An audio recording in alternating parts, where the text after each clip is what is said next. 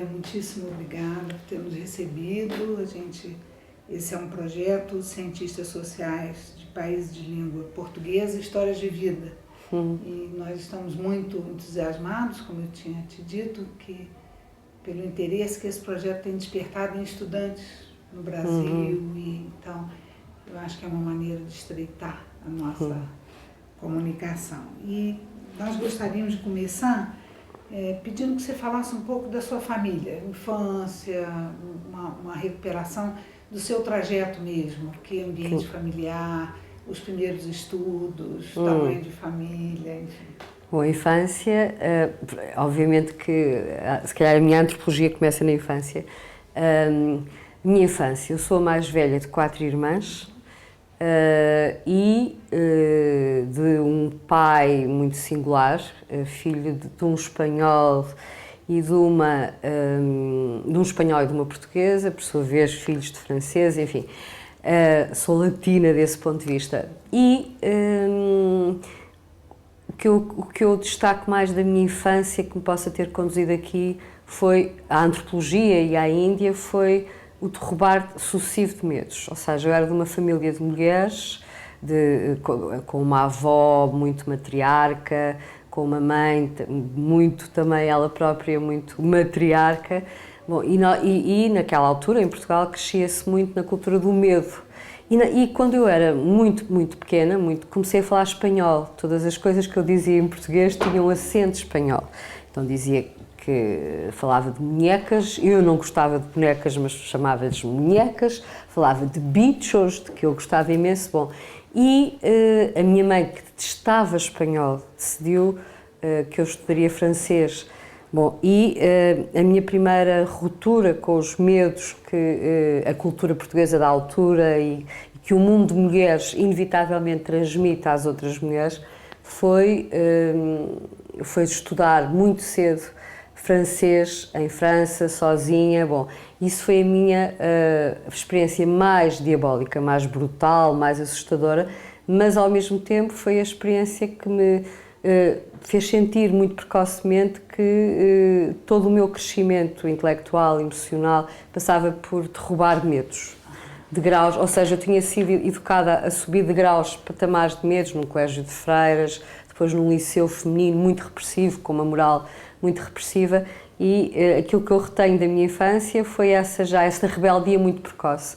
Aliás, mas os seus pais estimulavam essa atividade intelectual ou não? Ou isso era mesmo... Isso estimulava imenso. Sim. Estimulava imenso o que aconteceu também é que eu era muito a mais velha, mas muito rebelde e muito traquinas. Então, muito cedo, na altura, na minha geração, isso não acontecia, eu fui muito cedo para um jardim de infância. O João de Deus tinha um método muito precoce de ensino da língua através de um sistema que era a cartilha maternal de João de Deus. E exatamente por isso aprendi a ler muito cedo, com 3 anos e meio. De forma que estas duas coisas, a leitura e o prazer, mais do que prazer, a paixão pela leitura e esta autoaprendizagem da derrubagem dos medos, acho que foram o meu sinal mais precoce da minha ligação à antropologia e ao terreno. E você nasceu em Lisboa? Nasci em Lisboa, o meu pai e minha mãe também de Lisboa. Portanto, e o nome do pai e da mãe? A minha mãe é Maria de Lourdes e o meu pai é Rogério. E a escola? A escola foi a escola primária, adorei esse jardim infantil porque havia muito poucas mulheres. Havia muito mais mulheres que meninas, havia muito mais rapazes. Portanto, era uma experiência completamente diferente da minha experiência doméstica, que era um mundo dominado por mulheres, e que de repente eu era das poucas mulheres do jardim infantil. Eu lembro de ter sido uma experiência fabulosa. Depois não gostei da escola primária, detestei essa aprendizagem Porque mudou de escola? Não foi porque mudou, foi porque era muito repressiva, era muito programática, muito repressiva e com... Quando você fala repressiva, no sentido de comportamento? De comportamentos, havia códigos alimentares estritos, isto estou a falar de uma escola privada, havia códigos alimentares estritos, não era só as boas maneiras de mesa, as maneiras de mesa era também a dieta, e havia uma série de alimentos que tinham que ser ingeridos, quer se gostasse, quer não, e eu lembro, por exemplo, que só aos 23 anos comecei a comer queijo. Odiava queijo, porque me obrigavam a comer queijo na escola, porque tinha cálcio. Bom, portanto, era, quer do ponto de vista da dieta, quer do ponto de vista do código de alimentar, do código de vestuário, era muito repressivo. Portanto, havia uma constrição do corpo, para mim era muito complicada de gerir, porque, como lhe digo, era muito rebelde. Era obrigada a ter fardas, não era fardas, sim, não era uma farda, uniforme. E durante anos odiei qualquer padronização de vestuário por causa disso. Portanto, haviam códigos muito restritos e muito constrangedores. E eu senti desde muito cedo que... Isso era comum na escola pública e privada ou era uma... Eu creio que era comum, eu creio que haveria traços comuns. Provavelmente nas escolas privadas havia mais a responsabilidade de educar, e os códigos eram muito mais repressivos. Nas escolas públicas, eu lembro, depois passei para um liceu, para um ensino secundário público, e ao nível do código alimentar não havia nada que tivesse qualquer semelhança que tivesse a ver com essa minha repressão muito precoce, que hoje em dia acho até que teve resultados positivos, mas, portanto, era por um lado, haviam códigos muito constrangedores. Por outro lado, temos que lembrar que vivíamos sob a ditadura, vivíamos nos tempos de Salazar, e havia uma série de imposições como a mocidade portuguesa, como as aulas de moral, portanto, havia as aulas de lavores, as aulas de culinária, isto já ao nível do ensino secundário, já no liceu, portanto, aí o tal código de boas maneiras estava muito mais diluído, mas depois havia um conjunto de procedimentos e de obrigatoriedades que eram muito problemáticas, uma vez mais muito impositivas e muito repressivas, mas muito problemáticas. Eu lembro dos lavores que a pessoa tinha que costurar. E lembro-me de, a certa altura, aprender, e valeu-me para a vida, a costurar, porque já ia chumbar e reprovar por faltas, porque era péssima, detestava, mas tinha que... E depois tinha aulas de culinária obrigatórias e aulas de puericultura obrigatórias, todo aquele universo construído, uma vez mais, muito feminino, porque havia uma separação... Para as mulheres? Havia, na altura, uma separação absoluta ao nível de sexo. Havia liceus femininos e liceus masculinos. E tudo aquilo era construído não só em torno de uma lógica feminina muito padronizada, como muito dirigida para o casamento. Para o casamento, para os filhos, muito precocemente nós tínhamos que ter a tal culinária, as aulas de cozinha, as aulas de lavores, mas também as aulas de puericultura, que eu achava completamente descabido, despropositado, mas aos 15 anos, porque fiz sempre o ensino muito cedo, 16 anos eu tinha puericultura, estava a aprender a tratar de crianças como fazia parte de uma lógica educativa e social. Não era só uma questão de educação, era uma questão de lógica social, segundo a qual as mulheres, nessa altura, nessa geração, ainda eram muito encaminhadas para o casamento, a procriação. Portanto, havia essa padronização que eu divido coloco nesses dois patamares. O patamar dos comportamentos, mas também o próprio ensino era extremamente padronizado. Eu lembro-me de, na altura, tudo o que constituísse uma espécie de contestação, nem sequer era contestação, era interrogação ou questionamento de um conjunto de matérias, era punido, era severamente reprimido, e punido mesmo. Eu lembro-me de, em aulas de história, questionar uma série de elementos e eu tinha muito boas notas, era muito boa aluna, portanto estava sempre nesse limite entre o muito mau comportamento e o muito bom aproveitamento. E eu lembro-me de, nesse ano, não ir para o quadro de honra porque a professora me deu várias faltas de castigo, porque eu tinha dito que não era possível aceitar uma série de ensinamentos que ela veiculava e que veiculavam em todos os outros liceus. Portanto, a minha infância, eu não lhe chamaria uma infância... sentiam também assim? Não. A minha eu não falo muito da minha infância porque foi um processo muito individual e muito solitário. Sinto sempre como um processo muito individual, muito solitário, obviamente que com as minhas irmãs à volta, de quem eu gosto muito, mas elas são pessoas completamente diferentes de mim. Eu lembro-me desse ponto de vista, mesmo hoje em dia, desconcerto-as porque viajo sozinha para todo o mundo. Elas não viajam sozinhas, viajam acompanhadas, obviamente. E lembro-me desde muito cedo haver essa grande clivagem. Portanto, a minha trajetória dentro da família foi sempre muito individual, muito solitária. E elas estudavam na mesma escola? Elas não foram para o jardim de infância, porque eram bem comportadas. Mas como é isso? Não, eu era bastante irrequieta. Não, sim, mas e então, não era comum que todas fossem? Não.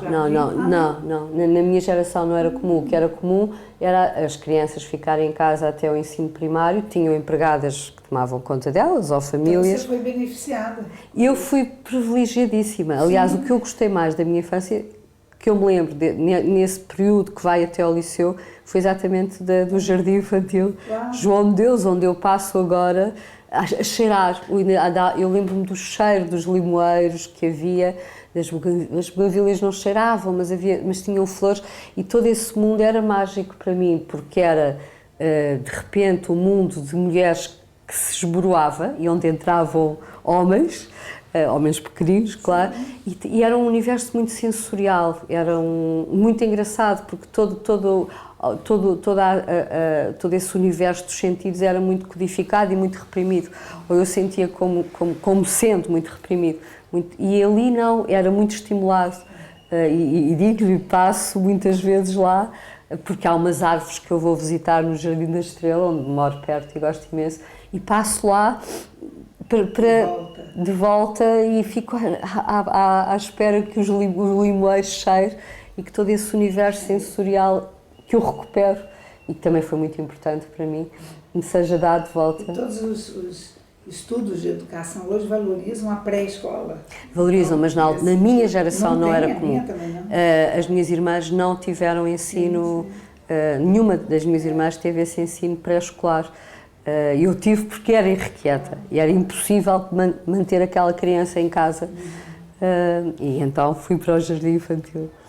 E a lembrança do liceu é diferente, então? É diferente, era diferente, é um mundo muito ambíguo, onde fiz grandes amizades para a vida, mas era também um mundo em que eu me sentia muito solitária e muito, eu não diria individualista, mas havia nesse universo um lado de loneliness, porque grande parte das minhas amigas pensavam o futuro delas nessa base de talvez fazer a faculdade, algumas fizeram, mas na altura, na minha geração ainda havia muito em Portugal os cursos médios e havia muita tradição de as mulheres serem, e até no meu universo social, hospedeiras, ficarem nesse universo, nesse patamar e depois casar, ter filhos, e desse ponto de vista eu sentia-me um pouco diferente, não tinha como projeto sequencial casar, tinha muito mais como projeto viajar. Agora, esse liceu era muito interessante porque no meio de toda essa repressão de que lhe falo, e que era real, não é sequer ficcionada, havia depois mulheres absolutamente fabulosas, mulheres professoras absolutamente fabulosas, e nas quais eu me sentia muito ancorada, sendo elas depois no seu cotidiano mulheres repressivas, mas eu sentia que provocava nelas uma ambiguidade que elas obviamente transportavam. Elas talvez vivessem duplamente. Né? A vida e a profissão. E você encontrava. Encontrava. E a sua escolha por universidade? A minha escolha foi absolutamente bizarra e tornaria a fazê-la. Eu escolhi clássicas e quando entrei na faculdade, no meu curso e nos cursos a seguir, todos os testes diziam que eu devia fazer Direito. Todos os testes que na altura fazia-se, testes psicotécnicos, encaminhavam para a área do Direito. Mas eu gostava imenso de, não conhecendo eu muito bem da área das clássicas. E então estudei, já no liceu, latim, grego, e escolhi clássicas. E quando entrei na faculdade, no meu curso havia uma minoria de mulheres que foram desistindo. Clássicas é filosofia? Não, são estudos clássicos, latim, grego, que é latim e grego. Sim. Aliás, chamava-se Filologia Clássica impropriamente, porque não eram só estudos de filologia. Tinha filosofia, mitologias, literaturas, e que eu revisito e revejo a tragédia grega, a filosofia grega, a filosofia, a tragédia, a comédia, a filosofia latina, que me acompanharam pela vida. E esse curso era um curso muito bizarro, porque tinha uma outra jovem e grande amiga minha, que continuou até ao fim, depois as outras mulheres foram desistindo e acabámos num curso em que, de padres e seminaristas. Portanto, foi um universo completamente desconcertante, mas extremamente, foi uma aprendizagem extremamente interessante. Tive professores absolutamente excepcionais e repetiria tudo de novo. Faria de novo. Que professores chamavam mais atenção? Chamavam a atenção, bom, claro que um professor absoluto, não sei se devo dizer nomes, mas um professor que foi um privilégio ter tido como professor, que dava justamente História das Culturas Clássicas, um padre, Manuel Antunes. As aulas dele começavam aos sábados, às 8 da manhã, o anfiteatro estava cheio de pessoas que vinham não só de clássica, mas de geografia, de história, de outras áreas, e era um homem que na altura citava os gregos de cor, mas bom, ele vinha dessa área, mas citava Marx, numa altura em que qualquer livro de Marx podia levar na mão ou na pasta, podia levar um estudante à prisão ou à suspensão. Ele citava Marx de cor, e era um homem de uma erudição absolutamente deslumbrante. Bom, portanto, e depois gostei muito das áreas da filosofia clássica, da filosofia grega, mas também da filosofia latina, e gostei muito das áreas das mitologias e das grandes literaturas, sobretudo da tragédia grega. E devo dizer que quando eu acabei o curso, e depois poderíamos chegar aí cedo, porque comecei tudo muito nova, achei que me faltava muito ainda da minha formação universitária, mas quando acabei o curso eu achei que tinha adquirido um património único e que me acompanhou e continua a acompanhar-me. Eu revisito os clássicos, leio-os e acho que foi, como lhe digo, voltaria outra vez a fazer esse grau académico e completamente bizarro. Não havia mulheres na altura, como lhe digo, e todas as pessoas que me conheciam achavam um paradoxo. Eu estudar clássicas, alguém como eu estudar latim e grego, não. Havia ali um paradoxo quase que de identidade, mas repetiria tudo de novo e com a mesma paixão com que vivi toda essa formação. E como é que a antropologia entrou? A antropologia entrou porque ainda, né, de ciências sociais. Exato, a antropologia entrou porque quando acabei clássicas, tinha 21 anos, 22, na altura os cursos eram 5 anos. Eu chamo de clássicas, ele chamava-se Filologia Clássica. Clássicas é a designação mais corrente ainda hoje em dia. Achei que faltavam-me coisas. Curiosamente, foram essa coisa que me faltava, senti muito precocemente que era a Índia. E no fundo foi pela Índia que eu fui à antropologia. Era a Índia. Nova. Porque, não, fazia todo o sentido. O universo grego e do latim ao universo do indo-europeu. Portanto, eu ia ouvindo falar do sânscrito, porque, paralelamente a estes estudos de clássicas, muito clássicos, e ao mesmo tempo muito revolucionários, porque tinha professores de uma criatividade intelectual única, singularíssima, mas ao nível, e não vou dizer nomes para não magoar aqueles que não me referir, mas ao mesmo tempo eu ia fazendo as cadeiras todas possíveis de linguística. A linguística seduzia-me, atraía-me apaixonadamente. Portanto, de tal maneira que, quando eu acabei o curso, o meu primeiro convite foi para ser assistente num departamento de linguística, nem sequer foi no departamento de clássicas. Na altura os assistentes eram convidados, não havia concursos. Bom, e claro que estudando linguística, estudando clássicas, o indo-europeu era-me familiar. Portanto, eu ouvia falar do sânscrito e da Índia, da língua sagrada, da língua clássica da Índia e desse parente muito próximo do latim e do grego. A Índia ia-me sempre despertando curiosidade.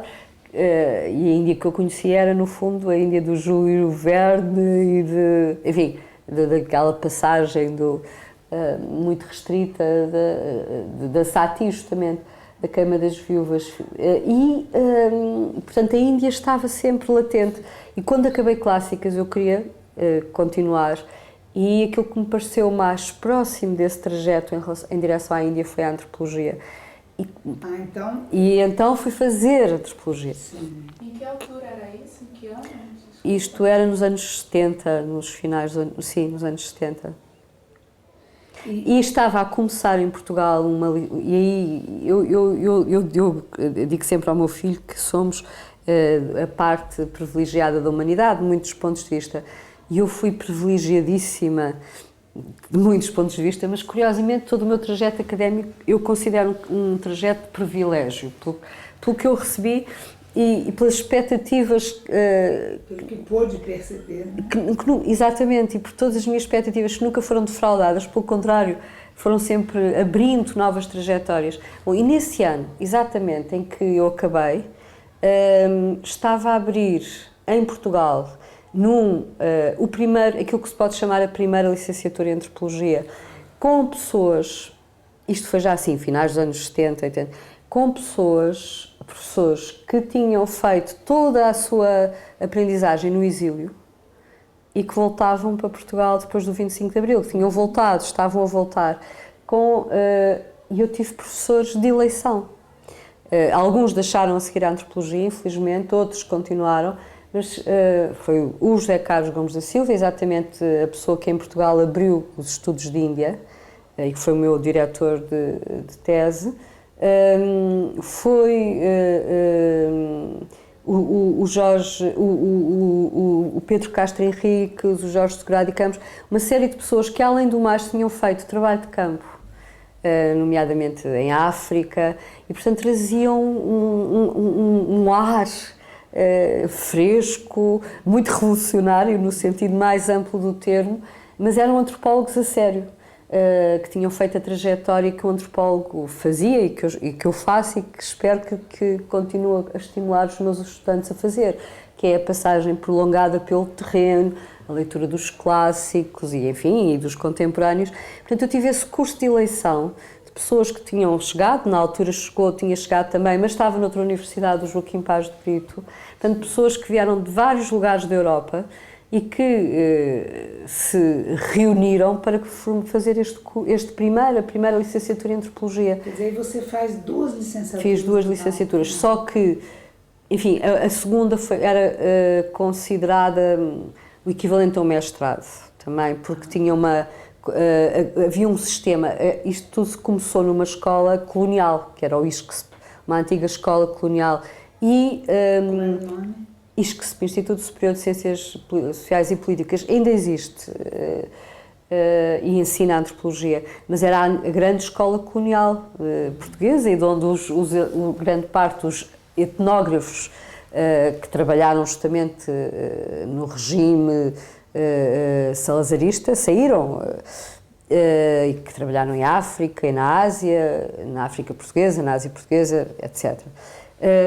Mas de repente o sistema era esse, era se se a pessoa já tivesse uma licenciatura, podia fazer o número de cadeiras e poderia ficar com uma licenciatura ou mestrado se fizesse mais cadeiras, enfim. Portanto, era o equivalente, no fundo foram 2 licenciaturas completas, porque eu preferi fazer as cadeiras todas. Havia um trabalho de final de curso, uma dissertação? Havia, não era bem uma dissertação, era uma pequena monografia, e eu lembro-me que na altura escolhi os ciganos, que para mim era o mais exótico que havia em Portugal, em Lisboa, porque obviamente que o trabalho de terreno não era muito fácil aqui, além de que eu na altura fazia várias coisas, nomeadamente eu queria ser também marinheiro e estava a estudar, a tirar um curso de patrão de costa e que era muito exigente nesse ano e ao mesmo tempo já dava aulas. Portanto, escolhi os ciganos, trabalhar sobre os Rom, porque me permitia fazer algum trabalho de campo em Portugal, em Lisboa, e para mim era a diferença mais viável. E porque também sabia, por algumas leituras que tinha feito, conhecia o parentesco entre a cultura Rom e as culturas da Índia.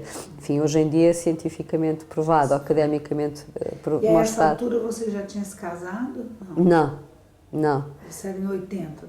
Tinha namorados, mas não tinha casado. Depois, inicialmente, e porque eu conhecia a língua e queria fazer trabalho de campo, mas tinha que, obviamente, conhecer a língua e estudar uma língua da Índia, parecia-me na altura, muito exigente. Eu comecei por decidir trabalhar sobre a Grécia, porque tinha, paralelamente ao grego clássico, estudado grego moderno. E comecei a fazer o doutoramento cá, com o José Carlos Gomes da Silva. Inicialmente pensei em trabalhar sobre a Grécia e, ao mesmo tempo que fiz cá, fui convidada acidentalmente para frequentar um conjunto de seminários em Nanterre. E aí, ao mesmo tempo que trabalhava com o Jean-Pierre Vernant e com outros helenistas, comecei a assistir a seminários sobre a Índia, ou seja, a Índia estava sempre latente. E quando voltei a Portugal, de facto, já estava mais ou menos definido que o meu doutoramento seria sobre a Grécia, mas eu queria a Índia. Bom, e o José Carlos Gomes da Silva foi abertíssimo, ele próprio tinha começado a trabalhar sobre a Índia e a ensinar a Índia em Portugal, e daí a minha passagem para a Índia. Portanto, deixei a Grécia e comecei a trabalhar sobre a Índia, depois voltei a Nanterre, mas já a trabalhar sobre a Índia, na École de l'Inde et de l'Asie du Sud, mas foi basicamente em Portugal que fiz o doutoramento e sobre a Índia, portanto, foi aí que a Índia apareceu. A sua primeira viagem como antropóloga foi no doutorado, já no Isqueté? Já foi foi no Isqueté, no doutoramento, 83, setembro de 83. A minha primeira viagem de doutoramento, essa sim, foi um acidente, ou por outra, teve vários acidentes de percurso. O meu projeto inicial, desde o início, era trabalhar com intocáveis. Todo o sistema social indiano, todo o sistema de castas na Índia tinha sido estudado a partir do topo do sistema, a partir das classes mais altas, nomeadamente brahmanes e outras castas, e aquilo que me interessava avaliar era como é que o sistema funcionaria quando nos posicionávamos na sua base. E, por outro lado, e se calhar isso teria a ver com alguma, por um lado, rebeldia minha, por outro lado, pela própria influência de José Carlos Gomes da Silva, que também questionava muito as lógicas do Dumont, tratava-se para mim de avaliar se aquela harmonia tão irrepreensível do Dumont do trabalho do Dumont e de outros antropólogos, se manteria quando, ao contrário daquilo que era a tendência dominante, nós nos situávamos exatamente na base do sistema, entre castas de intocáveis aos intocáveis. Bom, e portanto eu tinha decidido que queria trabalhar com intocáveis e tinha decidido como estado de trabalho e língua de trabalho o Bihar, o estado do Bihar. Só quando cheguei à Índia, em 83, tinha sido declarado um estado de emergência no Bihar por causa dos intocáveis, por um conjunto de contestações. No fundo, o início... Que reforçava. A pessoa que na altura me tinha dado sponsorship académico disse que não poderia receber na universidade, que teria que esperar, coisa que eu fiz, esperar algum tempo, era um tempo relativamente curto, até ele conseguir que eu fosse aceite. E quando finalmente... Mas você podia ficar lá? Podia ficar, mas não fazer nenhum trabalho académico, porque na altura o governo, o Estado do Bihar, além do governo central, a Índia tem governos regionais, por estados, estaduais, tinha decidido que qualquer trabalho académico ou outro fílmico, qualquer trabalho produzido no Bihar tinha uma espécie de censura, portanto não poderia ser, seria super entendido, não poderia ser nem publicado, nem editado sem essa, enfim, obviamente que o termo não era censura, mas sem essa supervisão prévia, o que para mim era absolutamente impensável. Eu tinha vivido sob a censura toda a minha juventude. Bom, e então declinei o Bihar e iniciei um projeto muito atribulado que me levou ao Gujarat, porque a ideia de que um antropólogo europeu ou um europeu chega à Índia e se instala num terreno é completamente imaginária. Há um conjunto de procedimentos burocráticos que tem que se passar até se entrar numa aldeia e ficar numa aldeia e ter autorização exatamente para viver na aldeia.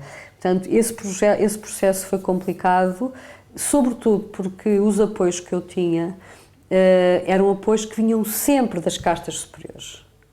E, portanto, eu comecei por ter apoio... Não causava constrangimento? Não, causava, e a minha primeira experiência foi exatamente uma experiência de desistência, ou seja, finalmente consegui apoio no Gujarat, para trabalhar no Gujarat, e consegui, eu não sabia Gujarati, não esperava ir para o Gujarat, portanto não conhecia a língua, tinha arranjado um jovem intérprete fabuloso, um jovem economista, que tinha bloqueios no terreno. Então o orientador dele tinha feito a seguinte proposta: ele trabalharia comigo, faria uma tradução simultânea, até eu aprender a língua, e eu levava-o para o terreno, iniciava-o no terreno e desbloqueava. Ele tinha bloqueios terríveis de comunicação e a certa altura inviabilizava de facto a comunicação dele com as pessoas. Bom, então arranjámos um lugar, uma aldeia paradisíaca chamada Juval, com um lago, palmeiras. Eu tinha uma casa maravilhosa, ia de bicicleta deslocava-me de bicicleta para a cidadezinha, para a vilazinha mais próxima, só que o meu apoio não eram intocáveis, eram castas da zona média do sistema.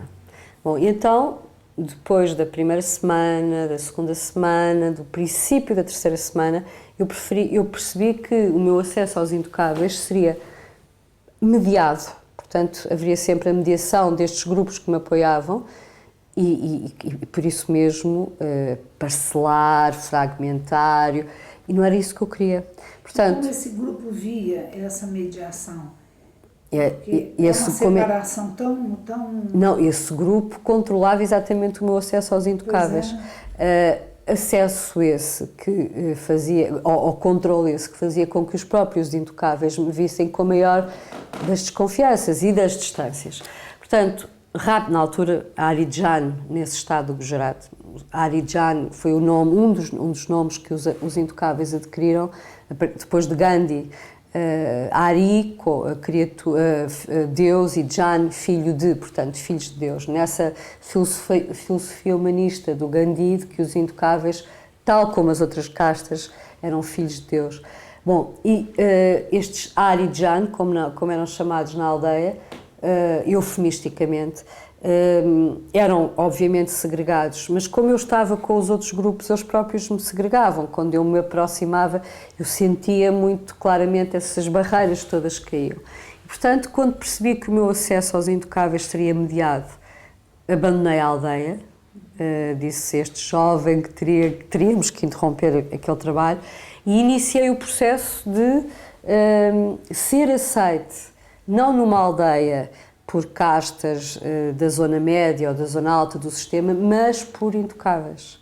Bom, e esse processo foi muito atribulado, porque primeiro eu não sabia a língua, não sabia Gujarati. Mas onde você morava? Eu morava na aldeia onde vinha trabalhar, morava com uma família de intocáveis, de uma casta de intocáveis, Vankar. O que fez com que, muito precocemente, eu própria fosse segregada. Ou seja, inicialmente, a casta dominante, que é de Rajput, os Rajput, de Raj, rei, são as castas de kshatriyas, portanto, descendentes dos reis e guerreiros, e que se reclamavam na aldeia como tal, e além de se reclamarem como tal, usavam todos os símbolos bélicos possíveis. Portanto, além de mais, havia uma afirmação de uma identidade bélica muito perturbadora, porque ela exercia-se mesmo fisicamente sobre os intocáveis.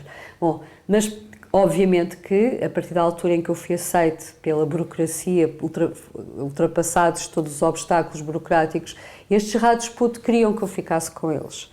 Ou que ficasse numa zona neutra, que era a casa do Panchayat. O Panchayat é a administração local, onde ficavam exatamente os funcionários administrativos, os visitantes, os médicos, etc. Os médicos que faziam estágio na aldeia. Mas eu disse que não, que ficaria com os Vankar. E a partir daí, as portas das outras castas foram absolutamente fechadas. As portas, porque os intocáveis não entram nas casas, portanto eu também não entrava. As pessoas desviavam-se de mim nos caminhos de acesso, quer à estrada principal, quer aos correios ou às pequenas lojas da aldeia. E quando finalmente fiquei doente com malária, não sabia que era malária, o médico nunca me veio ver, porque o médico nunca vinha ao espaço dos intocáveis. Estamos a falar de castas cuja discriminação terrível é seguramente dos fenómenos de maior segregação mundial e discriminação mundial. Estamos a falar de castas cuja discriminação assenta numa lógica ritual, contaminação da pureza, do puro e do impuro. Portanto, a partir da altura em que eu estava com intocáveis, eu partilhava essa impureza. Portanto, o meu contacto era contagioso. Eu era absolutamente afastada. A curiosidade que eu fiquei anterior, até para ficar mais clara, essa aventura incrível de pesquisa. Perdão. Nada. Você falou dos procedimentos burocráticos. Uhum. Então, imagino que quem vai acionar isso seja alguém de uma casta não intocável. Exatamente. E como é que se consegue isso? Eu consegui, inicialmente, veja uma coisa, eu estava numa aldeia onde nunca tinham visto um europeu, nem os intocáveis nas outras castas. É preciso pensarmos na aldeia, ainda hoje, porque nós falamos da Índia hoje em dia como emergente, e amanhã eu vou falar disso, como um dos países mais espantosamente emergentes dos últimos anos, em que em 2 décadas fez uma trajetória que levou a ser a 4ª potência do mundo, com uma taxa de crescimento económico que todos conhecemos, enfim, com fenómenos culturais espantosos, com uma classe média superior à população dos Estados Unidos. Mas a verdade é que 90% da população da Índia, 80 e tal por cento, vive nas aldeias. Ora, as aldeias da Índia são universos muito fechados e muito autónomos, que têm como uma rede de circulação um universo geograficamente muito limitado. O que fazia com que as pessoas que viviam na aldeia, quer os intocáveis, quer as outras castas, se deslocassem num eixo geográfico muito restrito e que, por exemplo, Ahmedabad, que era a capital, que na altura ficava a 8 horas de distância de autocarro, de caminhonete, várias caminhonetas, fosse como um universo completamente alheio e desconhecido. Portanto, eles nunca tinham visto um europeu.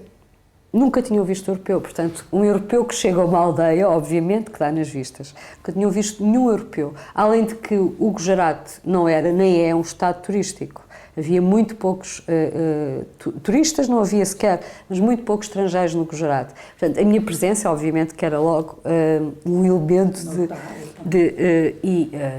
a minha primeira ideia, completamente ingênua, de que, sendo aceito pelos Vankar, me instalaria na aldeia, obviamente que foi logo desmanchada pelos procedimentos burocráticos que eu tive que ultrapassar.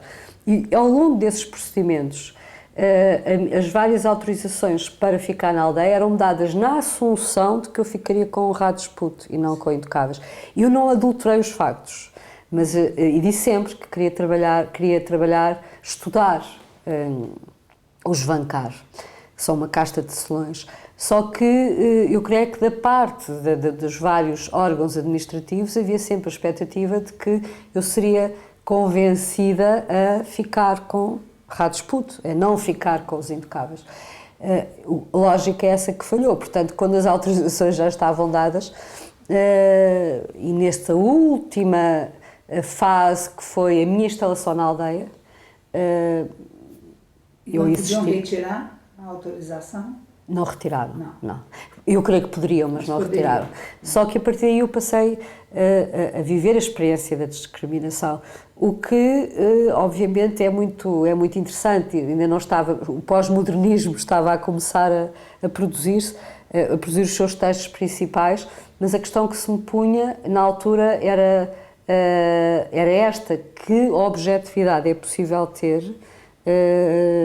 E os antropólogos na altura tinham que ser objetivos, tinham que estar ausentes da sua própria observação como entidades, como nós sabemos, como individualidades, com pessoas, com emoções, com medos, com frio, com fome, com sede. Bom, eu tinha isso tudo, consolidá-lo. Não havia telefones, não havia telemóveis, não havia... Estamos a falar de um universo onde não havia eletricidade, não havia tecnologias de comunicação. Mas, bom, a mina questão, desde logo, era que objetividade posso eu imprimir a um trabalho em que o meu objeto de estudo, às tantas, sou eu própria, ou seja, eu estava a trabalhar sobre a discriminação e a vivê-la eu própria, revoltadamente, e com vários impasses, que era até que ponto é que, só para a situar, a intocabilidade foi abolida na Índia em 1950. Na Constituição, na primeira Constituição da Índia, a intocabilidade foi abolida. Em 1955, e porque ela continuava a verificar-se, foi decretado que qualquer discriminação contra intocáveis seria inconstitucional e punível por lei. Quando eu cheguei à aldeia, em 83, os intocáveis não sabiam que não existiam, que a intocabilidade tinha sido abolida. Nos aerogramas que eu mandava, na altura para o meu futuro marido, porque eu estava muito apaixonada, para os amigos, para a família, aerogramas azuis, havia uma imagem do Gandhi que dizia exatamente que os Arijan, que os intocáveis eram filhos de Deus. Mas eles intocáveis, que não liam, não sabiam ler, não sabiam sequer que todas as discriminações que existiam contra eles eram constitucionais. Claro que isso me colocou logo uma série de questões em cascata e em cadeia, que era o meu primeiro movimento foi revelar o lado ilegal das coisas. Mas à primeira reação que eles tiveram de contestação, eles foram desempregados. Estamos a falar de populações que trabalhavam no universo agrícola e, portanto, os Rajput que dominavam esse universo, sempre que eles contestavam, na estação seguinte não lhes davam trabalho.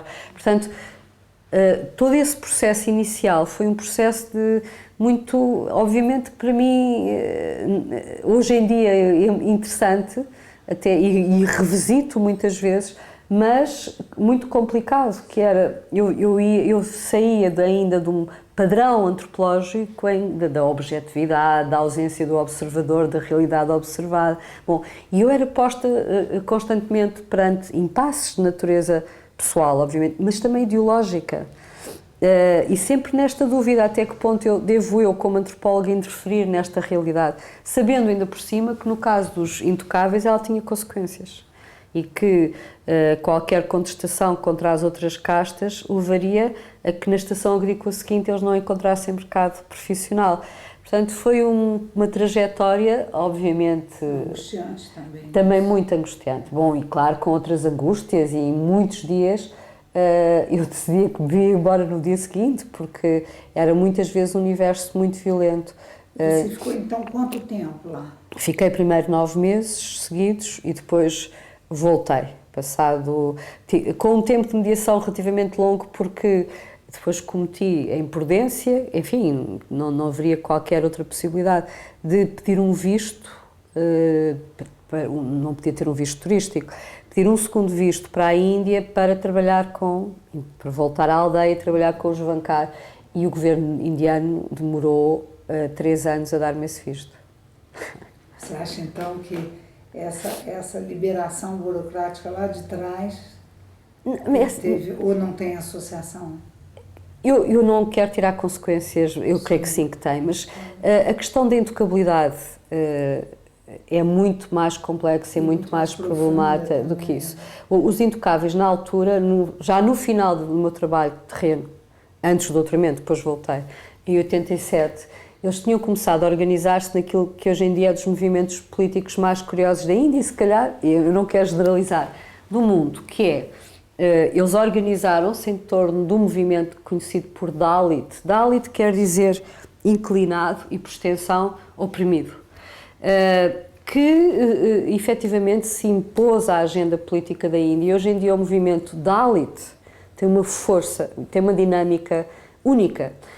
Com um estado como o Uttar Pradesh, que além de ser dos estados mais populosos da Índia, o UP é dos estados mais conservadores, mais nacionalistas, é o estado do hindi, da língua nacional, a ser governado por uma mulher intocável, o que é completamente desconcertante e dá-nos a ideia da força deste movimento. Agora, uma coisa é a categoria política Dalit, que faz com que, através de um processo de discriminação compensatória, eles tenham cotas no ensino, na administração, na saúde, etc. Outra coisa é ser intocável. E a verdade é que um Dalit pode ter, hoje em dia, o grau académico mais elevado, pode fazer até um mestrado, um doutoramento. Estou agora a coorientar a Universidade de Brown, um jovem brilhante, que é um Dalit, mas a verdade é que, ao nível social e ritual, ele continua a ser intocável. Há uma coincidência absoluta. Quando eu voltei agora em 2006 a Valtera para dar 2006 para dar, desculpe, 2004, para dar, depois de uma interrupção de cerca de 10 anos, para dar o livro que tinha escrito sobre eles e que eu queria que fosse publicado na Índia, que foi publicado em inglês e na Índia, não quis que fosse fora da Índia, foi na Índia. Quando eu voltei, o movimento Dalit tinha impresso a sua identidade política em toda a agenda indiana, governamental indiana. Mas quando eu voltei à aldeia, de repente eu deparei-me com estes dois universos. Por um lado, o Panchayat, que é o governo local, a administração local, que na Índia tem vários níveis, da aldeia, do taluka, que é o conjunto de aldeias, do distrito, do estado, etc. O chefe do Panchayat, o Sarpanch, era um intocável. Curiosamente, o jovem, agora já não tão jovem, da minha família de acolhimento. Eles tinham conseguido, através de uma estratégia muito inteligente de aproveitamento das reformas económicas, tinham conseguido fazer uma cooperativa através da qual escoavam os seus produtos, eles são tecelões de algodão, para o universo de aldeias bastante largo e até à cidade. Mas aconteceu o seguinte, eu voltei com o meu marido à aldeia, ele nunca tinha ido à aldeia, foi comigo e desta vez eu fui de carro, eu ia sempre em transportes, obviamente em caminhonetas, em cadeias de caminhonetas, tinha que apanhar 4 até chegar à aldeia, mas alugámos um carro e fomos de carro. E há alguma transformação nos acessos, através das indústrias farmacêuticas. O Gujarat está muito beneficiado de infraestruturas ali à volta. Mas, bom, logo que chegámos, o motorista foi direto ao espaço central da aldeia, que é ocupado pelos Rajput, pela casta dominante, e que me acolheram, bom, como se eu nunca tivesse estado entre intocáveis, e acolheram-no a ele. Mas quando eu voltei, disse que ia voltar para trás, o carro poderia ficar ali, mas iria obviamente para visitar a minha família, disse em Gujarati, a minha família, porque tenho uma Bharat Mata, uma mãe indiana, um pai indiano que entretanto tinha morrido. Enfim, eu fui adotada como filha da casa. Mas quando disse que ia visitar a minha família, portas fechadas outra vez. Bom, e o que acontece é isto. Eu tive essa surpresa de a aldeia primeiro já ter eletricidade, que não tinha, e depois de, como eu dizia, de os Vancar terem acesso e assento nos órgãos de decisão local. Isso vi logo nesse centro da aldeia, na escola primária estavam 2 professores Vancar que eu conhecia, intocáveis. Mas, quando poucas horas depois, nem foi preciso esperar muito para perceber o seguinte: primeiro, que eles continuavam a não ter acesso aos templos das outras castas. Então tinham construído o seu próprio templo, que ainda estava em reboco e por ausência de meios económicos, ainda não tinha as murti, as divindades, tinham umas murti, mas em papel ainda não tinham esculturas, e continua a ser-lhes vedado o acesso ao templo das outras castas. Por outro lado, um dos pontos mais sensíveis de contágio, contaminação ritual é a água, e em toda a minha permanência na aldeia, mesmo quando a água do poço dos intocáveis estava insalubre, imprópria para consumo, eles não podiam tirar a água do poço das outras castas, sob pena de a poluírem. Portanto, a água era-lhes tirada do poço e atirada para o seu próprio balde. Loto, resta aquela forma muito bonita que deve ter visto nos filmes. E eu perguntei como é que a água não estava canalizada, não estava, nem há ainda canalizações. Estive lá agora de novo na aldeia. E perguntei o que é que se passava com os tempos e o que é que se passava com a água. E passa-se exatamente o mesmo, ou seja, há um ano e tal, ou um ano e tal antes, eles tinham tido um problema gravíssimo de insalubridade de água e depois de saúde, e quando, num movimento de afirmação política, tiraram a água do outro poço, eles desencadearam uma hostilidade terrível, física e violenta, com feridos. Bom, e quando levaram o processo às instâncias locais, ao taluka, perderam. Está a ver? Portanto, a Índia, complexa, com um crescimento económico de facto incrível, com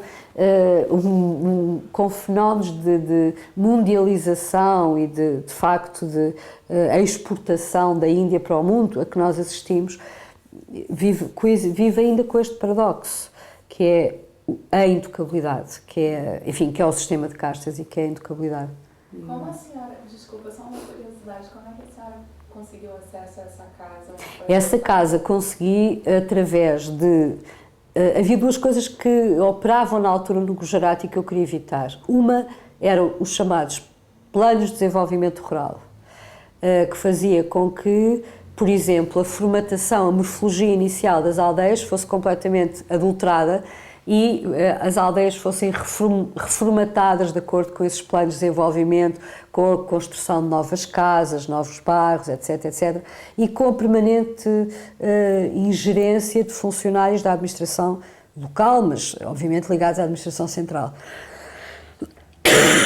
Também não queria, outro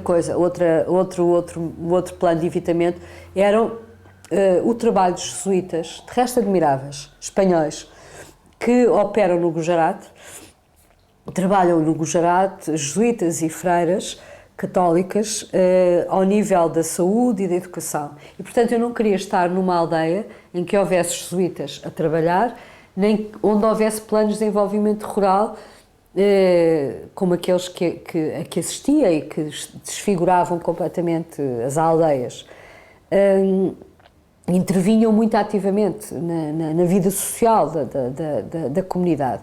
Bom, e aquilo que eu consegui foi, através exatamente de um Vancar, que já na altura, e beneficiando do plano de cotas de proteção das castas discriminadas, Schedule, tinha conseguido um emprego nos Correios de Ahmedabad, tinha chegado à cidade, o que é impensável, implica uma mobilidade social impensável. Através dele consegui, e que era um elemento não da família com que eu fiquei, mas da casta, Vancar, consegui, primeiro, fui com ele à aldeia e negociei localmente ficar em casa de uma família, e foi esta família que me acolheu. Bom, aliás, estou a adulterar um pouco as coisas. Nos meus projetos, nem nos meus sonhos mais elaborados, estaria que eu ficaria em casa de uma família. Mas eu achei que ficaria numa casa que eu alugaria ou arranjaria, mas isso não existia. Você mencionou que voltou ao campo com o seu marido. Eu queria recuperar um pouquinho essa trajetória pessoal. Quando foi, Não, quando eu me apaixonei pelo meu marido, e aqui sim. Paixão, aquelas totais, românticas, quando eu me apaixonei, eu já tinha iniciado o projeto de doutoramento e já tinha iniciado o processo de ir para a Índia. Portanto, foi a experiência terrível de ir para a Índia apaixonada, ir 9 meses, claro que ele foi também admirável, e num sistema em que as comunicações, em que não havia eletricidade na aldeia. Portanto, estamos a falar de um universo que tem muito poucas confluências com o universo contemporâneo, que é, não havia eletricidade, portanto não havia telefones, não havia rádios, não é? E eu ia à cidade por razões higiênicas, mesmo higiênicas, lavar roupas, mudar de roupas, comer, alimentar-me de 3 em 3 semanas, 15 em 15 dias, ia eu à cidade e aí telefonava-lhe. Só que o sistema funcionava da seguinte maneira: ligava-se para uma operadora internacional, fazia a ligação para Portugal e depois ouvia-se ou não. Às vezes eu ouvia ou ele não me ouvia, outras vezes ele ouvia e outras vezes era ao contrário. Sempre com muito ruído e numa distância sepulcral, as vozes daqui. Por outro lado, os aerogramas, eu tinha que os receber também a Ahmedabad. Portanto, a ideia das cartas românticas que chegavam à aldeia também não existia, ou seja, porque os correios da aldeia não funcionavam de facto, não tinha nada a ver com os Vancar, não funcionavam. E os aerogramas que eu mandava muitas vezes não chegavam e os que ele mandava não recebia. E, portanto, era quando nessas idas higiênicas à cidade que eu contatava com ele e recebia os aerogramas azuis, as cartas que ele mandava, e escrevia imensos aerogramas, ou por outra, mandava os aerogramas todos que, entretanto, tinha escrito durante as semanas, mas não podia interromper o trabalho semanalmente, portanto, era aquela gestão da paixão ausente, e sem comunicação, é outro universo. Há uma jovem investigadora minha que eu gosto muito, que fez também um trabalho prolongado no terreno, em Goa, e que também partiu para o terreno pouco tempo depois de se ter apaixonado, curiosamente, pelo atual marido. E às vezes confrontamos experiências e acabámos há 2 anos a dar um seminário conjunto sobre isso. E é incrível. Eu às vezes penso que esse mundo não pode sequer ter existido. O mundo que eu vivi, o mundo dela, ela está na aldeia e vai à net e fala pelo Skype e fala no Messenger. Qual Skype? Qual Messenger? Era um universo que hoje em dia nos parece irreal e, no entanto, tem 20 e tal anos. E quando foi o casamento? Foi quando eu voltei. Sim. E depois tive um filho depois, entretanto... E a essa altura você já estava no doutoramento? Estava. No ISCTE? Sim. Então você se casou antes de terminar o doutoramento? Sim. E aí eu queria um pouco, Rosa, que você conduzisse agora a sua carreira acadêmica. Porque você termina o doutoramento em 92 e entra no ISCTE em 2000. Não, eu comecei antes disso a dar aulas na Universidade Nova, na primeira licenciatura da Universidade Nova, como assistente do José Carlos Gomes da Silva. Eu tinha sido aluna dele, de Antropologia, ele convidou-me para ser assistente dele. E comecei em 1979, 80. E quando ele, a certa altura, no ISCTE abriu um curso de Antropologia, uma licenciatura em Antropologia, o José Manuel Paquete Oliveira, um sociólogo, convidou o José Carlos Gomes da Silva primeiro e depois a mim para mudar para o ISCTE. Coisa que eu fiz 5 anos depois de estar na Nova. Portanto, eu entrei no ISCTE no ano em que o meu filho nasceu, na altura, aliás, estava grávida, já tinha voltado da Índia e entrei no ISCTE em 1984. Esse 2000 deve ter a ver com o facto de, em 2000, eu ter começado, assim, a agregação e em 2000 eu ter começado um percurso, felizmente, regular e muito apaixonante, dar aulas de 2 em 2 anos na Universidade de Brown, nos Estados Unidos.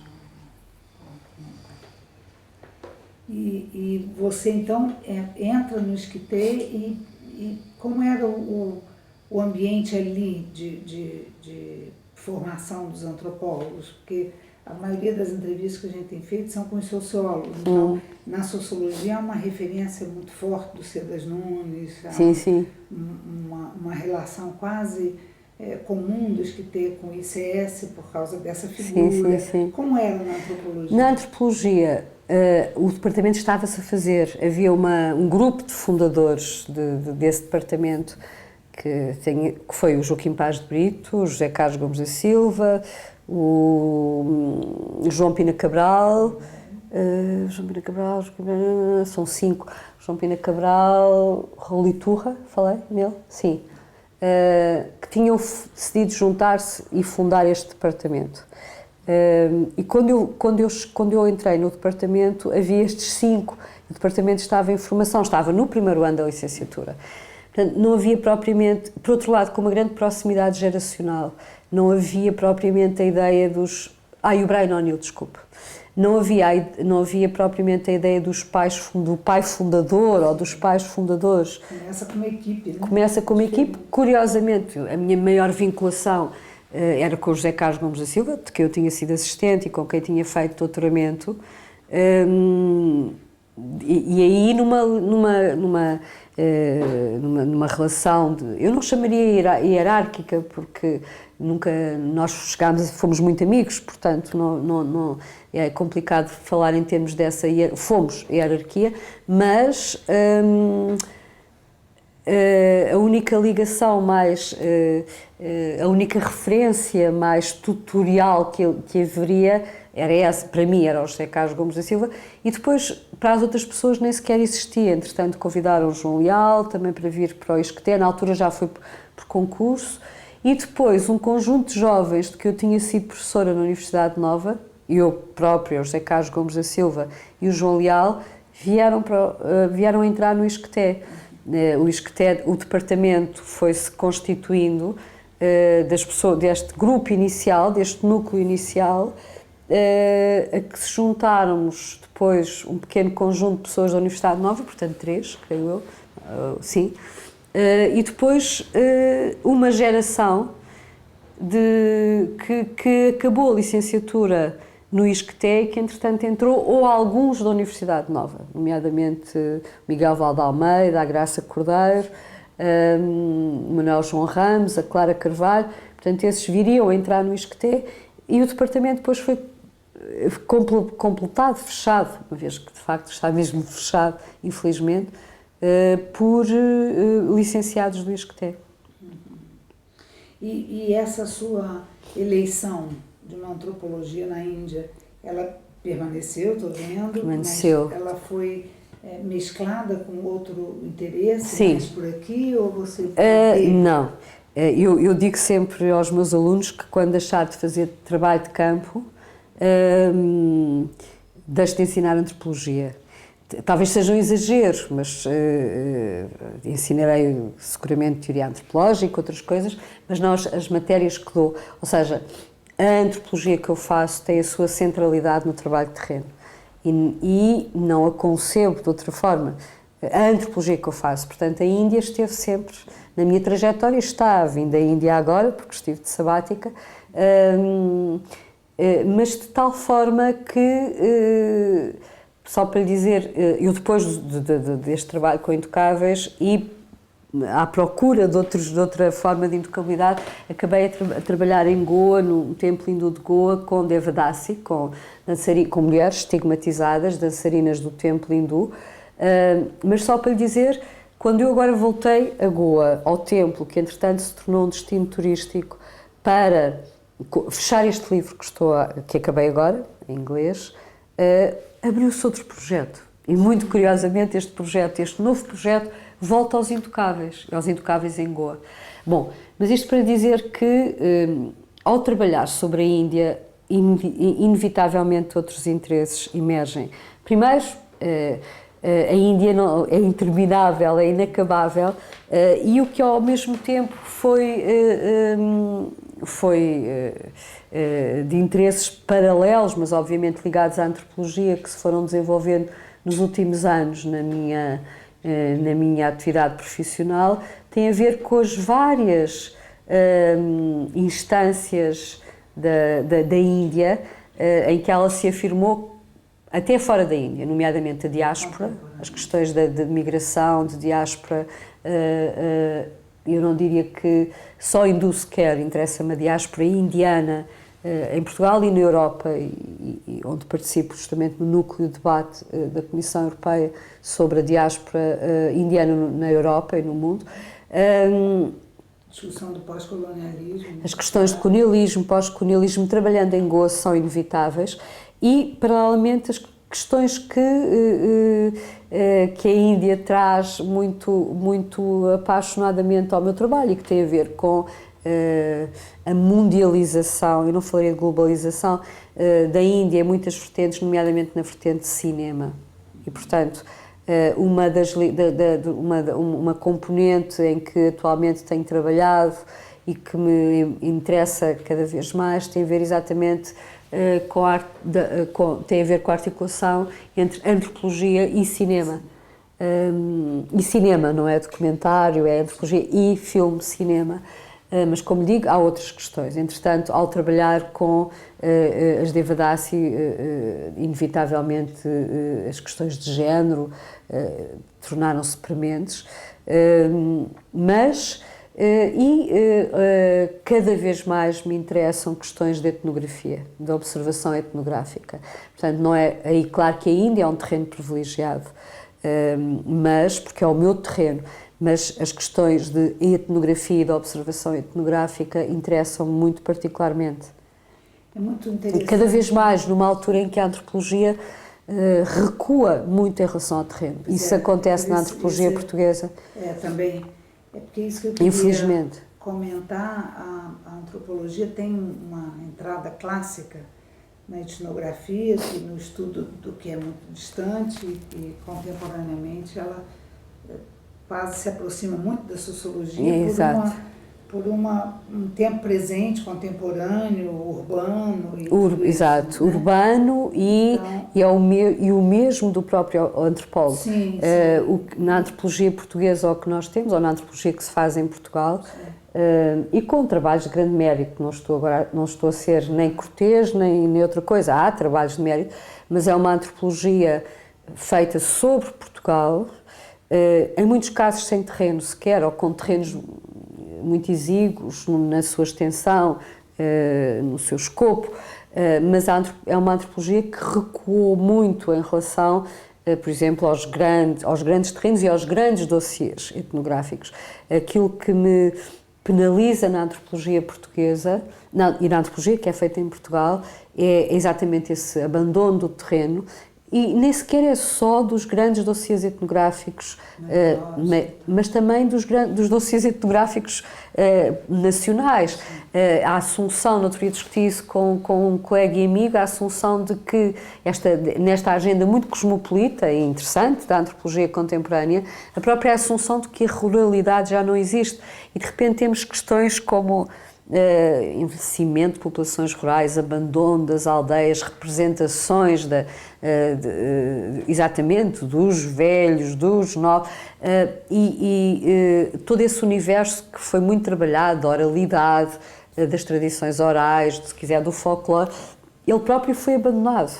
Enfim, o Francisco Vaz da Silva tem-se dedicado muito a esse trabalho ultimamente, mas é quase uma exceção. É claro que há o Joaquim Paz de Brito que trabalha também com esse universo, mas a antropologia portuguesa, e eu creio que não se pode dizer só da antropologia portuguesa, tem uma agenda muito urbana, muito cosmopolita, mas também muito autofágica, muito virada, ou muito, enfim, o autofágico é excessivo, mas muito virada para si mesmo e de facto com o abandono do terreno e dos grandes dossiês etnográficos.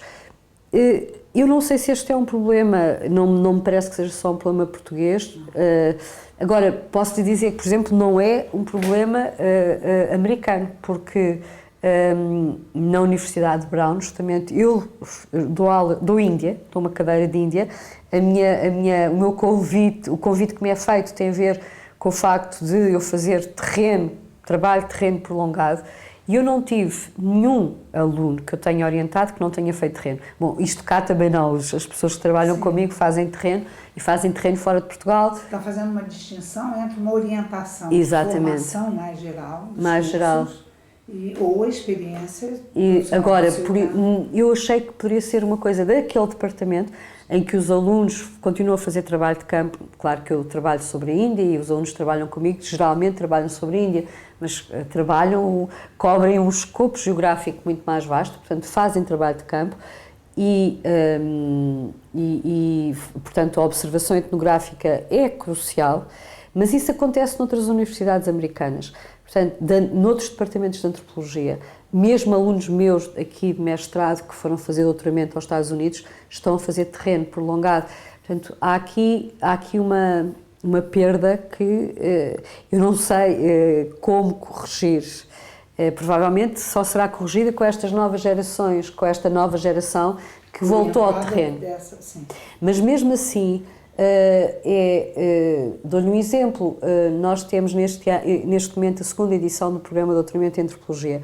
Quer a edição passada, a primeira, quer esta, têm uma procura absolutamente surpreendente, com um número vastíssimo de alunos. No Brasil também. É fabuloso. No Isqueté, estou a falar do Isqueté, não sei o que é que se está a passar, enfim, sei, mas estou a falar do Isqueté. Mas não sei, por acaso, na Universidade Nova, não sei o que é que se está a passar, sei mais o que se passa no ICS. Mas aquilo que lhe digo, e isso vai também ao nível das candidaturas a doutoramentos na FCT, na Fundação de Ciência e Tecnologia, onde tenho sido júri, é que o ano passado, por exemplo, o único aluno que não fazia trabalho sobre Portugal era um jovem, um aluno de doutoramento que está a fazer doutoramento comigo. Não estou a excepcionalizar-me a mim próprio, estou a constatar que num grupo muito vasto todos trabalhavam sobre Portugal, sobre questões portuguesas, e a variante era migrações de brasileiras em Portugal, onde havia bastante a trabalhar, ou questões de migração. Está a ver questão de migração ou de diáspora, mas sempre em Portugal. É um outro, mas não está. É o outro cá dentro. É o outro cá dentro. E você acha que é absolutamente fundamental para a antropologia essa distância, inclusive, eu não falaria só... Claro, eu creio que a distância pode ocorrer quando eu observo o meu vizinho do lado. Ocorre inevitavelmente a partir da altura em que eu vejo, em que eu observo etnograficamente, eu crio essa distância. O que eu acho... Claro que essa distância faz parte da natureza da minha observação. Poderia ter escolhido um terreno aqui e mesmo, como lhe dizia há um bocado, apaixonada, eu fui para a Índia, bom, enfim, e é a Índia que me ocupa, e vejo justamente nessa grande distância um olhar mais privilegiado sobre a alteridade. Mas aquilo que eu lhe digo é que também, Helena, é que a antropologia a portuguesa começa a sair dos grandes debates internacionais. Porque a verdade é esta, é que se há contextos em que nós assistimos ao recuo do terreno, há contextos em que, pelo contrário, o terreno é obrigatório ou voltou a ser reimpresso nas agendas académicas. E aí a antropologia portuguesa, que está virada para si própria, muito virada para si própria, obviamente que não participa sequer nesses grandes debates etnográficos internacionais e com grandes perdas para os antropólogos portugueses, obviamente. Mas há uma alteração hoje ou você acha que ainda resiste? Eu acho que não há, infelizmente, se fizer um historial dos departamentos de antropologia em Portugal, vê que o número de pessoas que trabalham sobre terrenos não portugueses é exíguo, é residual. Mesmo os jovens? Não, a minha expectativa é exatamente estes jovens que começam a fazer doutoramentos na Índia, em África, sobretudo nestes contextos, e não necessariamente sequer na Índia portuguesa, na Índia de presença colonial portuguesa, e em outros contextos africanos, sobretudo nestes dois grandes contextos, a África e Índia, por agora, mas provavelmente começa a aparecer alguns trabalhos no Sudeste Asiático, nomeadamente uma jovem que trabalha na Malásia, outra jovem que trabalha em Singapura, alguns começam a trabalhar na China, e na China não necessariamente em Macau. Portanto, eu acho que é nesta geração que está a concluir doutoramentos ou concluiu recentemente que vai configurar-se um universo em que a antropologia vai recuperar não só o terreno como prática central, como o terreno não português. Mas, curiosamente, também, aquilo que observo é que esta geração de jovens trabalha com pessoas que fazem elas próprias terreno fora de Portugal. Dominantemente. Portanto, há aqui um padrão. Felizmente, como cada uma dessas pessoas orienta vários investigadores, a minha expectativa é que essa explosão... Eu acho que temos um movimento semelhante no Brasil, não só de antropologia, mas da sociologia e da ciência política, foi sempre muito mais provinciana, no sentido de olhar mais para dentro do país, e hoje há uma alteração, sobretudo com os jovens que já são estimulados, né, por esse contato. Mas eu queria te fazer uma pergunta, eu fiquei muito impressionada com esse seu trajeto de uma menina inquieta até uma profissional dos intocáveis. Não dos intocáveis. Agora voltei aos intocáveis, curiosamente, e faz parte desses tais privilégios que o terreno me deu e continua a dar. E a antropologia em geral. E com essa referência tão forte ao mundo das humanidades clássicas, e eu queria te fazer uma pergunta de quem não é antropóloga, quanto que esse trabalho de campo te ensina da humanidade, quer dizer, como é que se encontrou para você essa experiência tão extraordinária sua, com esse grupo tão afastado, não é? E tão próximo. Mas nós, e tão próximo, e essa sua formação e inquietação de jovem. Eu diria uma banalidade, ou constataria uma evidência, que os terrenos que eu fiz e faço tem a ver com a minha própria identidade e com a minha própria, a escolha destes terrenos não é de toda alheia, como não é nenhum antropólogo, a minha formação ideológica, cultural, familiar, pessoal, etc. Portanto, há um círculo que inevitavelmente se fecha e que se abre e que faz sistema, que é para mim muito coerente.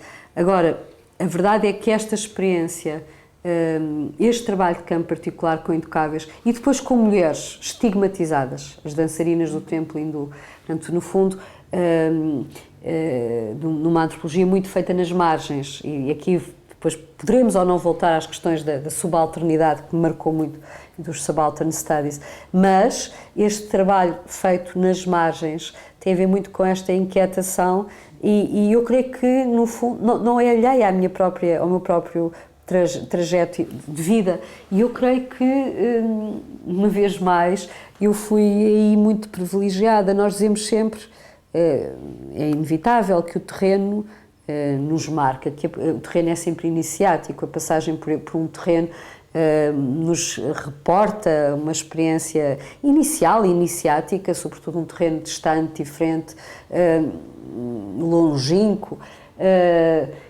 Agora, eu tive, de repente, simultaneamente a dor, a angústia, mas também o privilégio de trabalhar com pessoas discriminadas, objeto de discriminação. A minha humanidade e o meu humanismo não poderiam ter sido mais provocados, mais desafiados. E, no fundo, aquilo que eu faço na Índia e que, se quer que lhe diga, me apaixona tanto quanto o trabalho terreno, e agora trabalho humanitário com mulheres e com intocáveis.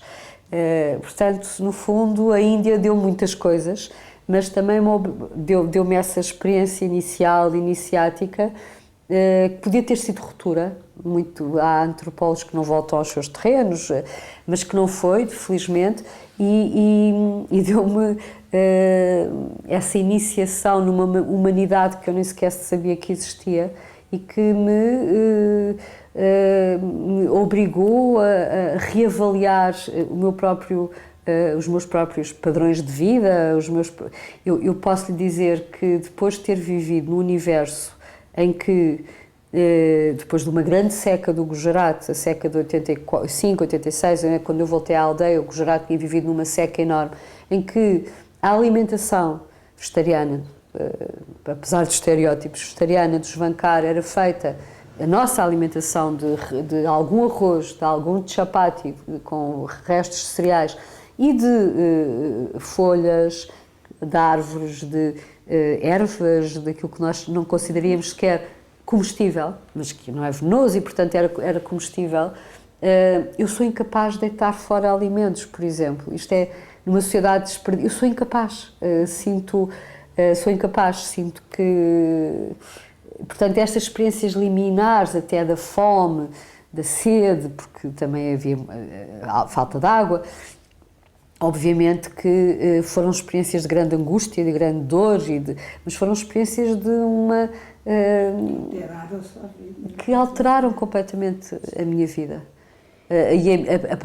Eu deixei de ser, enfim, se quiser, perdi a inocência e perdi alguma descontração, mas ganhei tantas outras coisas.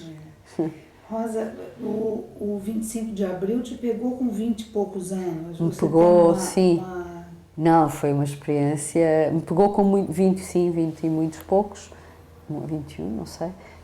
Muito poucos, e obviamente que foi uma experiência. Ela própria, eu estive aqui, vivi. Pode contar Posso contar uma vez mais? Na altura eu já era, obviamente, adulta, mas neste tal universo de mulheres da minha família, relativamente medrosas, o primeiro movimento foi revolução, fechar as portas. Eu lembro de ter fugido de casa ainda na altura, a ir para a rua e de viver a libertação de colegas que tinham sido presos, alguns na véspera, alguns umas semanas antes, alguns meses antes, viver essa experiência única e festiva e completamente de ruptura que foi o 25 de Abril.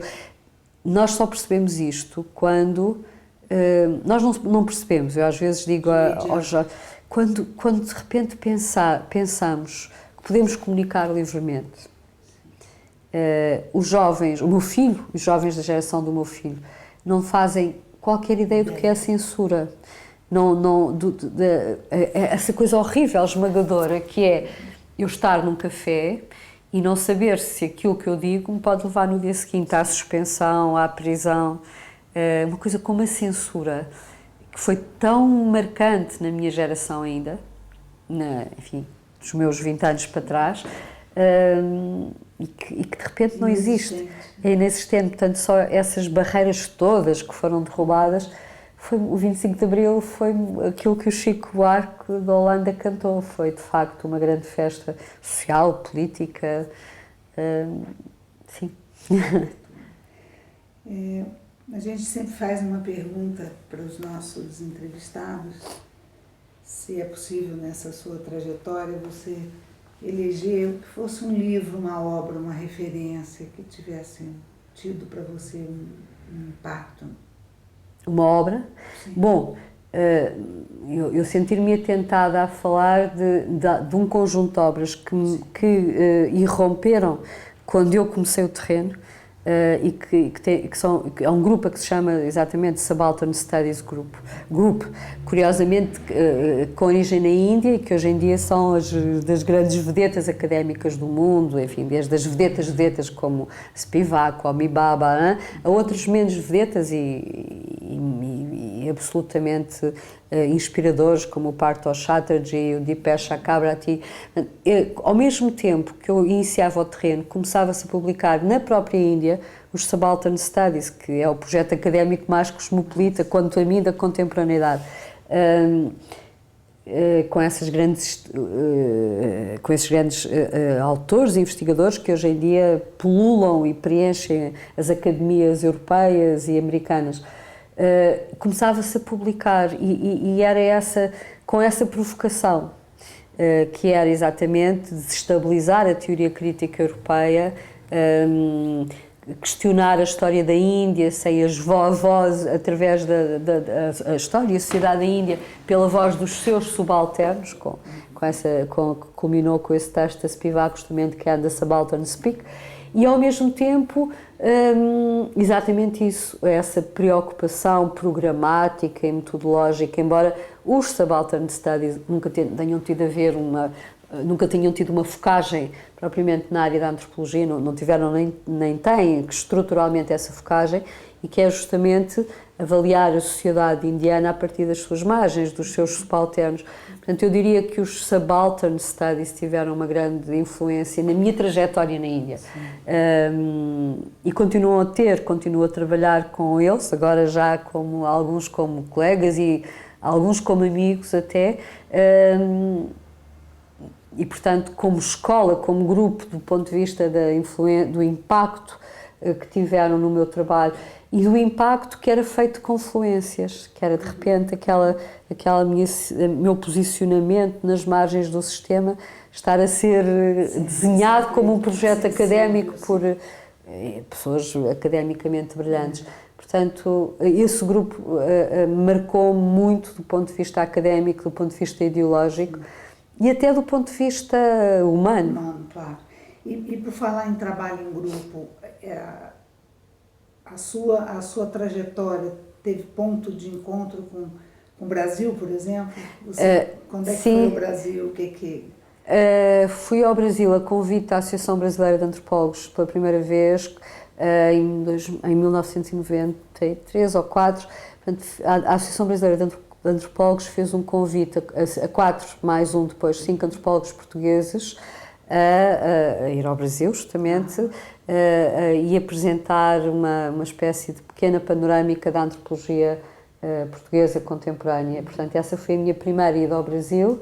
Depois mantive sempre contactos com alguns colegas com quem tenho grande proximidade, hoje em dia afetiva até, e obviamente que não posso deixar de destacar o Gilberto Velho. Não posso de maneira nenhuma, foi a minha continuidade, mesmo quando eu deixei de ir ao Brasil, o Gilberto era o meu Brasil. Depois vim a reencontrar alguns antropólogos que, por razões diferentes, brasileiros, e agora, curiosamente, este ano fui convidada, o ano passado, e este ano fui convidada a ir ao Brasil por causa da Índia, para falar sobre a Índia. E acabei a não poder aceitar os convites todos que tive, mas fui a uma conferência, ao Fazendo Género. Entretanto, tinha trabalhado cá com a Carmen Real e a Miriam, menos diretamente, mas com a Carmen tínhamos dado uma cadeira conjunta, de resto apaixonante, um seminário de mestrado e doutoramento, muito, muito estimulante e muito apaixonante. E os meus convites para voltar ao Brasil acabaram por se consumar no Fazendo Género, em que apresentei exatamente uma comunicação sobre a Índia e, curiosamente, sobre o impacto de Bollywood, do cinema de Bollywood, sobre as mulheres de uma aldeia, neste caso do Gujarat, a que voltei, as mulheres de uma aldeia da Índia, onde o cinema chegou agora e por mãos masculinas. Portanto, agora todos estes contactos com o Brasil refloresceram, além de que a Índia e o Brasil, como sabe, são interlocutores muito próximos e muito privilegiados, desde o nível negocial ao nível académico. Começa a haver um triângulo muito interessante, um triângulo não, um vai e vem muito interessante entre o Brasil e a Índia, e curiosamente eu fui chamada a esse percurso, que é obviamente apaixonante. Em termos de comunidades de países de língua portuguesa, experiência em Moçambique? Sim, tenho.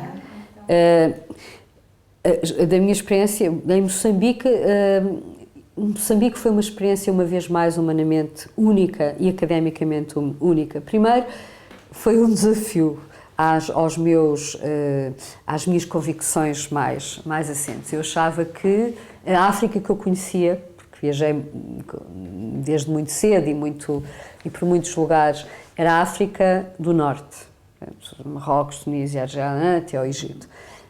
A África a sul do Saara era-me completamente desconhecida, fazia parte de um projeto, e continua a fazer, de viagem solitária, se calhar, que não... E Moçambique foi um convite que eu tive para dar aulas, para dar uma cadeira, na Universidade de Maputo, de Eduardo Mondlane, e fazia parte das minhas convicções que eu era da Ásia, era uma mulher das Ásias, não das Arábias, mas das Ásias. Da Índia, não só da Índia. Falar de Índia, obviamente, falar da Ásia do Sul, não é possível separar as duas coisas, mas muito da Ásia. Tinha viajado pela Ásia e Moçambique apanhou-me absolutamente desprevenida. Eu não estava preparada para gostar tanto de Moçambique.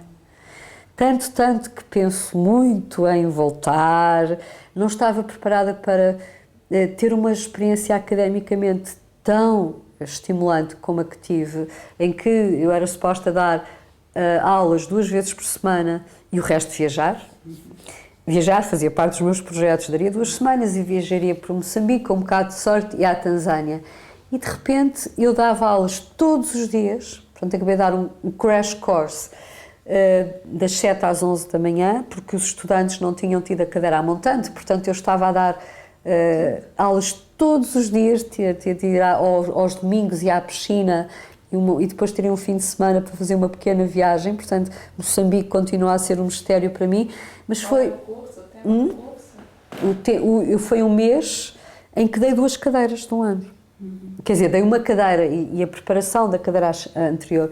Como eles não tinham livros, eu passava às tardes a escrever textos para dar no dia seguinte, as aulas, e não estava preparada para gostar tanto de Moçambique, para gostar tanto daqueles alunos, para gostar tanto daqueles colegas e para ter de repente uma experiência académica tão empolgante, que era ter aqueles jovens sedentos de antropologia, e de uma antropologia que não tinha a ver com a Índia sequer.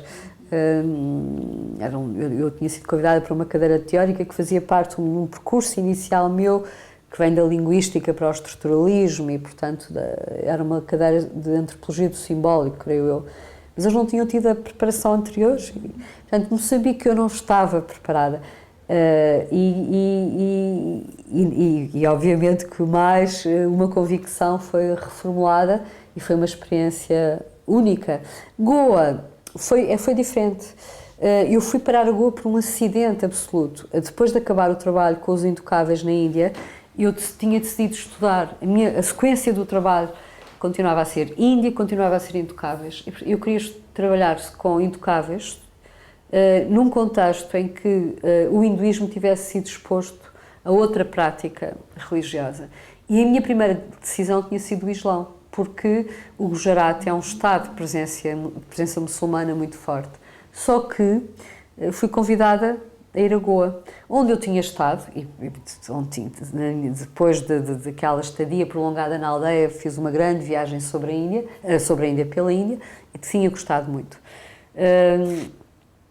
E quando fui convidada por acidente para voltar a Goa e depois para organizar uma exposição sobre Goa, que fiz com o Joaquim Paz Brito e a Susana Sardo, a minha primeira questão então foi, por que não aqui, a intocabilidade? No meio em que não tinha nada a ver com Goa portuguesa, era hindu, interessava-me a Goa hindu, que é dominante, sempre foi maioritária, sempre foi predominante, sempre foi, que era o que é que acontece à intocabilidade no meio, em teoria, dominantemente cristão. Mas de facto, não sendo o cristianismo dominante, é muito importante em Goa, importantíssimo.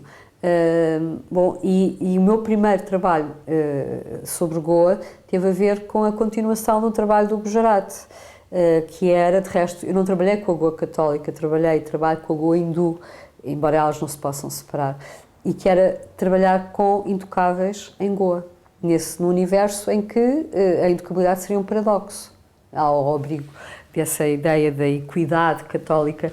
Curiosamente, os católicos diziam nós não temos intocáveis e os hindus mandavam para os seus templos e para as devadasi, as dançarinas do templo, que não sendo outcast, como os intocáveis, eram a-caste, não tinham casta, não tinham nem têm. Uma vez mais amar, e dom das questões de género. Curiosamente, quando agora voltei a Goa, portanto, a minha Goa não foi a Goa colonial portuguesa, foi outra Goa, claro que o colonialismo, entretanto, saltou-me ao caminho. Era inevitável num contexto colonial, e os estudos coloniais e pós-coloniais. Quando agora voltei a Goa, em outubro, outubro e novembro, porque achei que não podia fechar este livro sem voltar ao templo, que entretanto se tinha tornado um destino turístico, que é o único templo hindu de Goa que se tornou um destino turístico. Quando voltei para fechar o livro, abriu-se outro terreno. Ou seja, de repente aqueles tais intocáveis, que em teoria não existiam, saltaram-me ao caminho. E, portanto, o meu novo terreno, que agora iniciei, tem a ver com a intocabilidade em Goa. E com esse paradoxo entre ser Dalit e ser intocável.